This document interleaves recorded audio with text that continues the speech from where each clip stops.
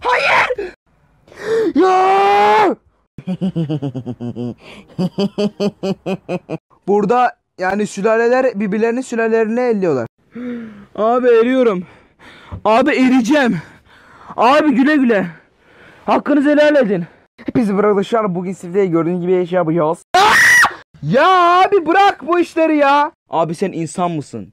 Bitir lan! Bitir lan! Ananı, babanı, karını, kızını, memeni, dedeni, halanı, teyzeni. Burak aldı! Burak gole gidiyor! Burak! Yok lan şaka yaptım hakem o kırmızı kartı en hoşlandığın şey. Şerefsiz! Ay babanı! Şaka! Kaç! Uzun zamandır korkmuyoruz.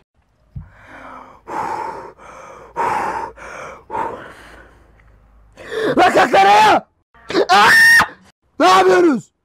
Adam aranızdan böyle gidiyor. Ananı babanı kaç. Dur. Burak Yılmaz, Burak. Hoşça kalın, güle güle, bay.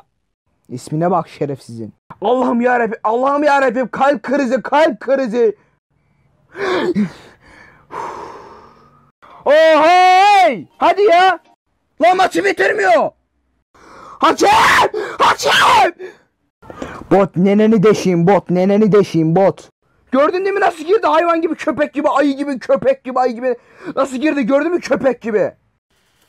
Ne? Lan gerizekalı bizim adammış.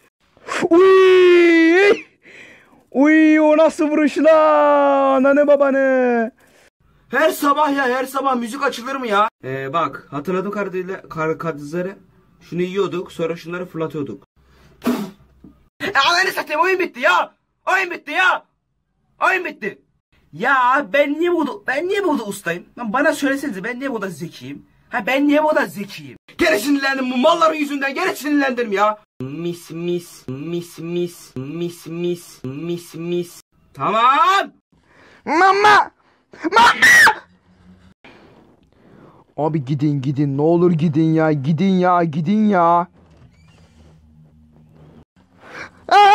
Baba. Nereye kaç? Koş. Agalar vallahi ben size bir şey yapmadım. Beleş koli bandı. Ya. Babaanneni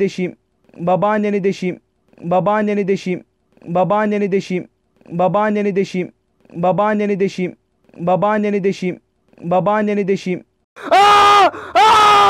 Ya gene 3 saat yarı harita verecek ya. Amına koyayım. Beni vurduktan sonra vur. Bir dakika ya. Mermide ping var anasını satayım. Şu adam ile ha.